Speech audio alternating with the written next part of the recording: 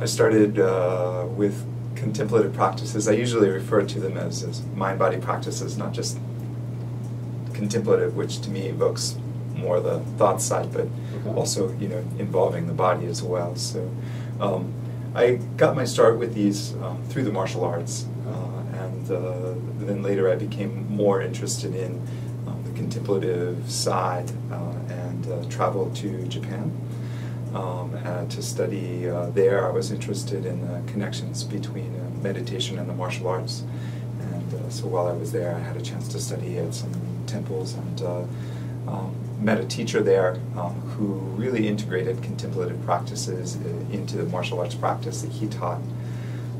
And so I continued to pursue my training in that area through higher education. So I decided I would study philosophy and religion, and took a master in Asian studies, and was able to go back overseas and live with him for a year. And so we trained very closely together. And so that's really my background. I kind of entered through the martial arts. I think at that time I also had a pretty serious injury, and the training helped me to rehabilitate that, some nerve damage that I'd gotten. And so I became increasingly interested in the health and healing aspects of these practices, as opposed to just the kind of fighting aspects, which I was interested in when I was younger.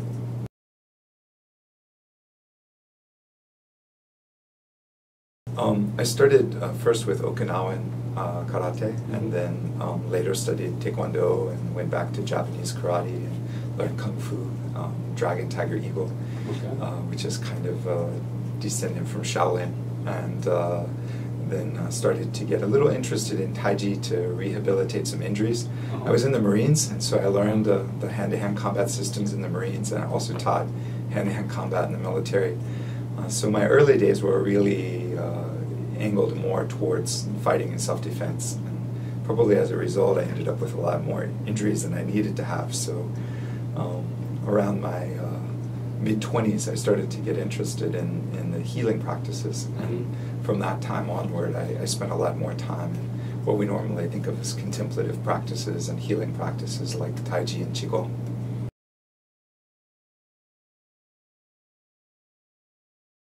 Well, definitely. I mean, the fact that I can use my right arm, and the doctor said I would never be able to use it again, is something that helps me every day.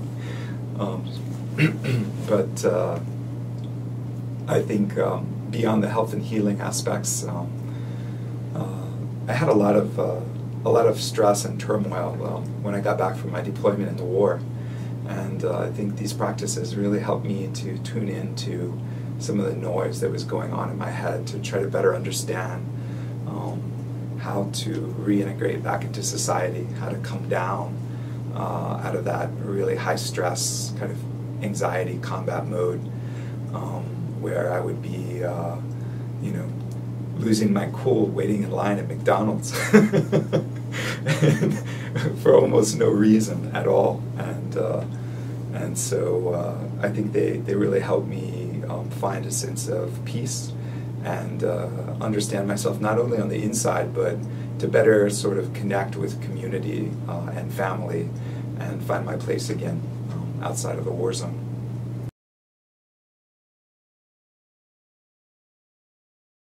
Yeah, well, I think practices like meditation and mindfulness training, for instance, helped me to reflect better on my interactions with my children and other family members, and definitely with students.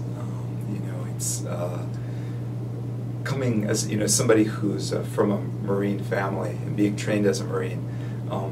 I've got a bit of a short fuse at times, so sometimes there's the in the Marines they say there's no such thing as a stupid question, just stupid people. And so it's really easy for me to snap at students if I'm not careful. I think the mindfulness has been a real godsend, to me, because it allows me to take a step back from my sort of trained reactions and say, this is not productive. It's not good to treat people this way. It's not a good thing to treat students this way. Students need and family needs, everybody needs leaders and teachers who will take care of them, who care about them, and who take the time to listen to them. And so it's really helped me to bring that into the way I approach family life and teaching.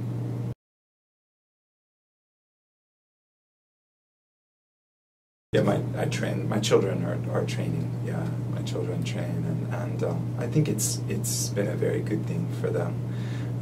You know, I teach children, I teach in the communities, so I work with people of all ages, from, you know, my youngest students up to people who are in their 80s and 90s. I find people at different ages get different kinds of benefits from it.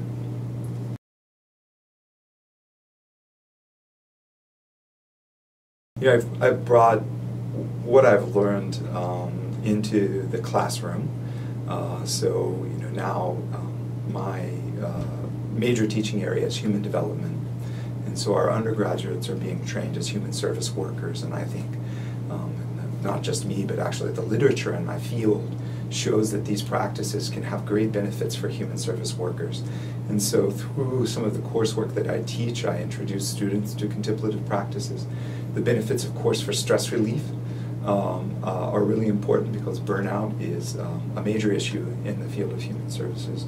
But beyond that, also client service, really very much in the same way I was just talking about, being able to work with people who can be difficult, and staying in a good state of mind, and staying open and receptive and attuned to clients who may do things that, you know, normally would agitate or irritate a person. If you're going to serve them well, if you're really going to give them the best that you have, then you've got to be mindful of the reactions that you might have, and stay attuned to them as you're working with them.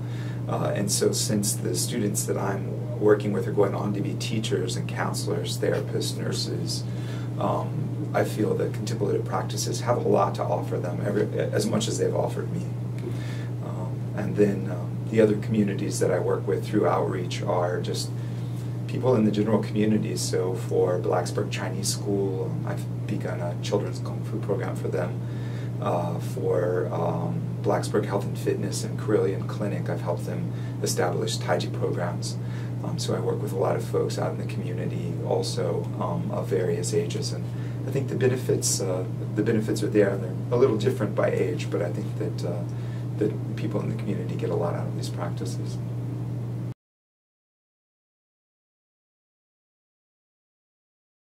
I believe there is a value, and if we just look around at other major universities and medical research centers across the United States, we can see that contemplative practices and mind-body practices are being taken very seriously.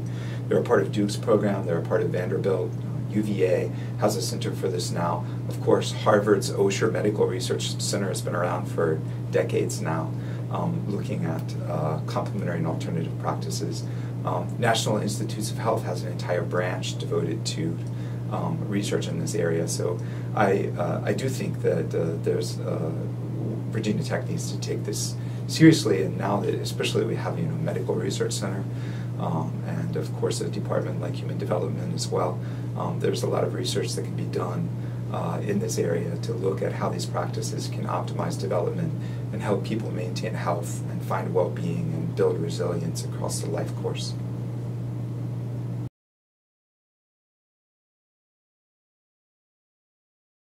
I think that the practices should be there, and if people are interested in it, they should have that opportunity to know more about them and to engage in them, not just to know that it's a word, you know, like meditation or yoga or Tai Chi, but to really understand what the roots of the practices are. I think that opportunity should be there, so I think it shouldn't be like a requirement. But people who are interested in these technologies, and I think it's best to view them as technologies, even though they're ancient mental technologies. I think people should have the opportunity to investigate them further, and I think there's no better place to do that than higher education, where people can think critically about these and understand how are these going to incorporate into society, and how can these benefit people.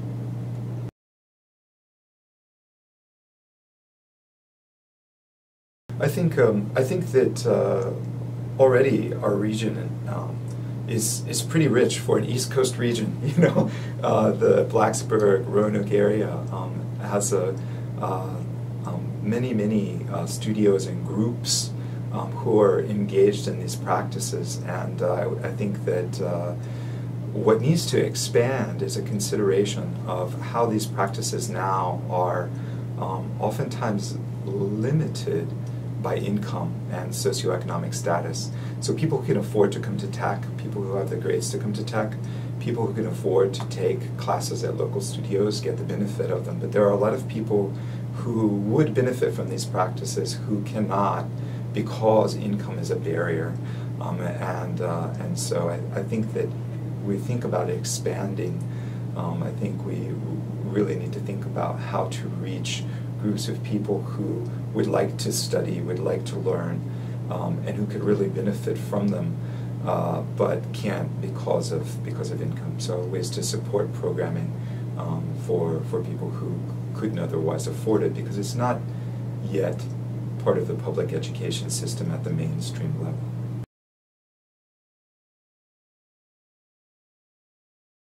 Well, I think that there are programs out there, programs like Mind Up and programs like Roots of Empathy that are introducing these practices into the public education system, and they're getting really great results.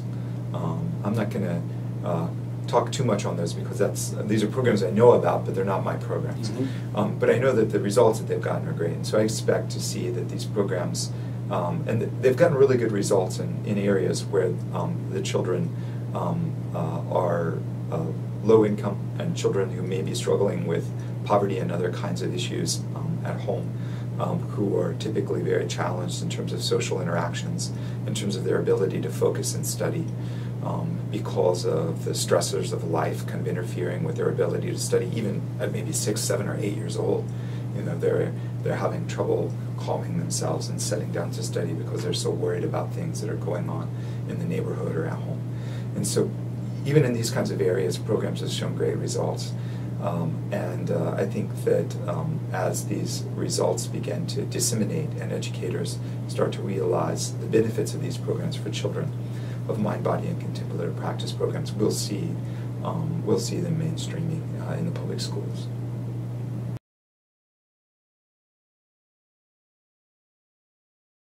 I think that we're starting to see it. I mean, people are familiar with at least the words. Most any senior can tell you they've heard about Tai Chi. People have heard about meditation or yoga, but I think the full complexity and richness of what these practices have to offer is still not well understood by mainstream society.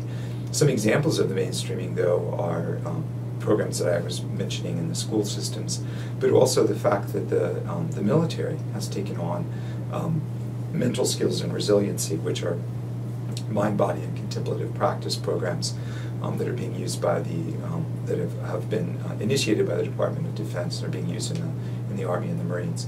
Those weren't there when I was in the service, and I think they're a really good thing, potentially.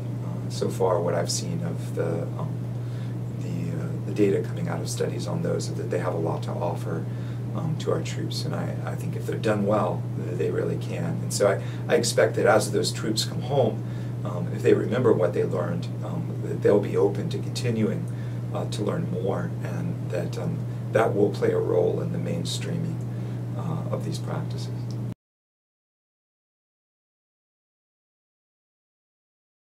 It's been slow, and I mean, if you look at the literature, okay, for instance, I mean, if the literature is any reflection of this, say if we take a look at the literature on studies on meditation or yoga or Tai Chi 10 years ago, you might have had a couple studies published every year, but the rate of studies being published has increased almost exponentially. So, you know, there are studies coming out every month.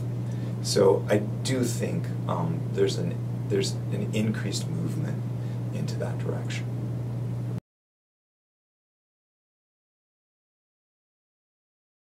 Well, I think if you want to get good at anything and really understand how it works, it takes time.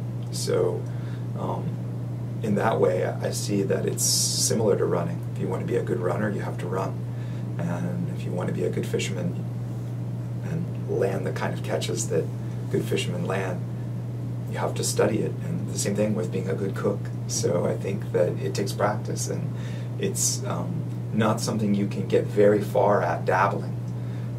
That you really have to take it seriously, and you have to spend the time to understand it if you want to get the benefits of it. And you don't want it to just be superficial. You don't just want to have a badge that says, you know, I fish, or, you know, I did a race. I've meditated.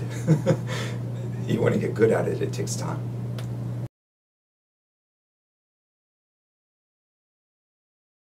I think, you know, like everything in culture, people get into things because it has an image.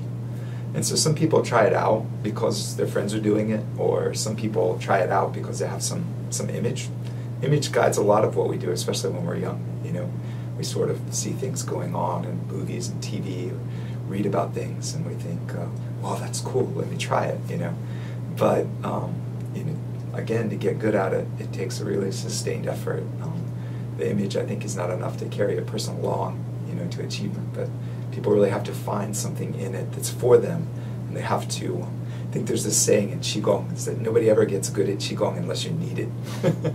And so I think it's true. People, you know, who come to it, they start to experience the benefits, and it's that experience of the benefit that I think really drives people to stay with it.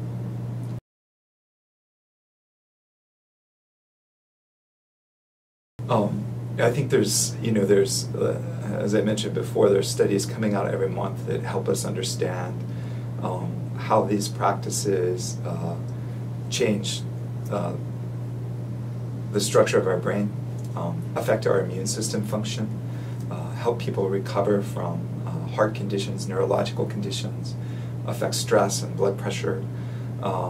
So there's a whole range of scientific findings that's coming out about the benefits of meditation, yoga, Tai Chi, Qigong, and other practices out there. The fact is that it's easier to find benefits than it is to explain mechanisms. So still, there's a lot that we don't understand about the mechanisms of effect. How something like Reiki can make people feel good, you know.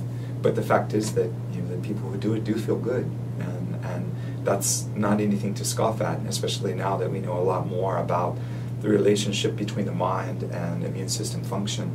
Feeling good's a lot, you know. It's not everything, but it's a lot.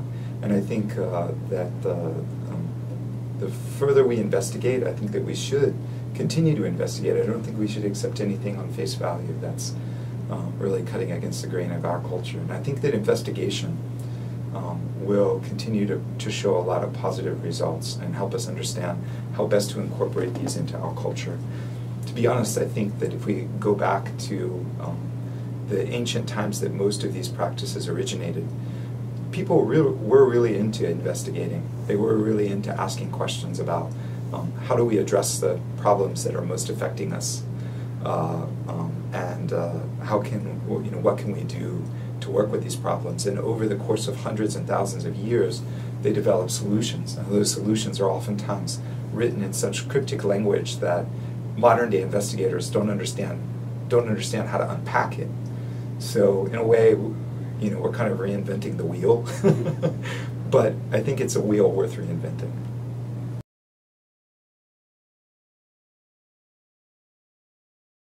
I think it's grown in the time that I've been here.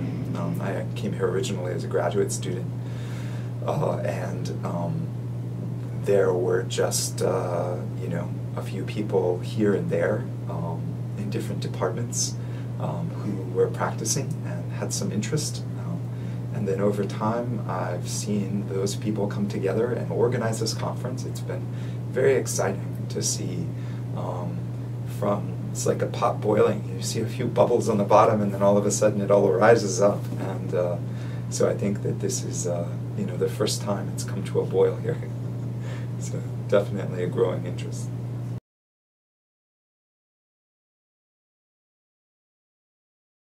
You know, I don't think there's one way. I really think, you know, because people come to these practices with different needs, and they come to them at different times in their lives, that people really have to find what works best for them.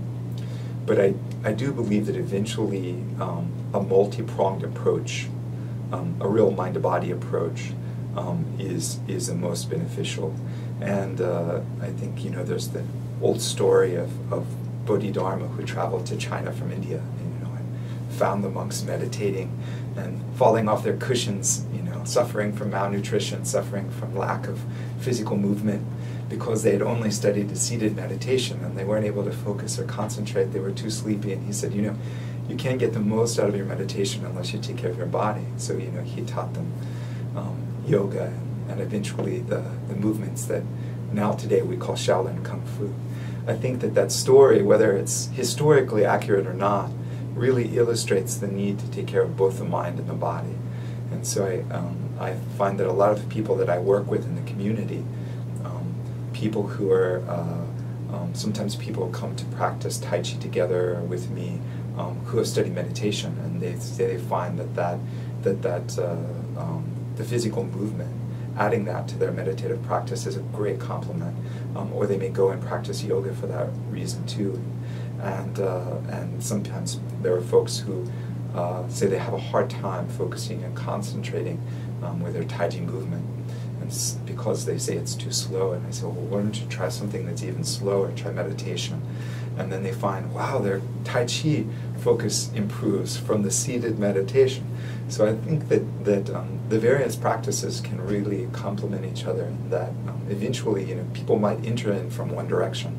Maybe they come in from yoga because their primary concern is, you know, physique or physical fitness, and that's where they think they need to go, even though yoga is about a lot more than that.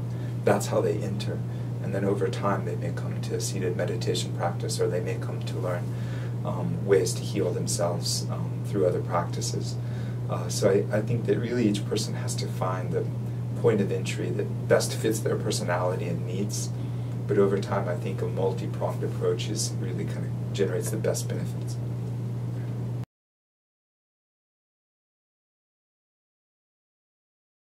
Well, I see Tai Chi as an approach to learning the martial arts, and so it's practices like Tai Chi and Xin Yi and Bagua are oftentimes considered internal arts, internal practices, because they have a stronger contemplative component, as opposed to arts that you learn primarily by watching and following somebody else. But even the arts that are oftentimes considered external at the higher levels, people will tend to adopt internal practices. So I think it's just a matter about where you start. So if I were to kind of contrast my external martial arts training with the internal training, I would say my external training spent more time on physical fitness and movement and fighting techniques. If you think about it like in terms of surgery, right? You can have two surgeons and they both have the same techniques, but they have different levels of skill. So I think the internal arts focus more on the quality of the skill and on understanding what leads to the quality of the skill. So it's not just about technique, but it's about, in Chinese they say gong. You know, how do you develop gong? How do you develop a kind of persistent skill that gets better across the life course? Something that you don't lose, like, you know, your muscles might go flabby if you stop weight training, but you never forget how to ride a bicycle, you never forget how to ski or ride a surfboard, you're barring brain damage, right? So really the internal martial arts are focused on cultivating gong, persistent skill that increases across the lifespan, mastery, expertise. So not just on learning techniques, but on really mastering them in a way that improves your balance, improves your ability to maintain not just physical equilibrium, but also equanimity.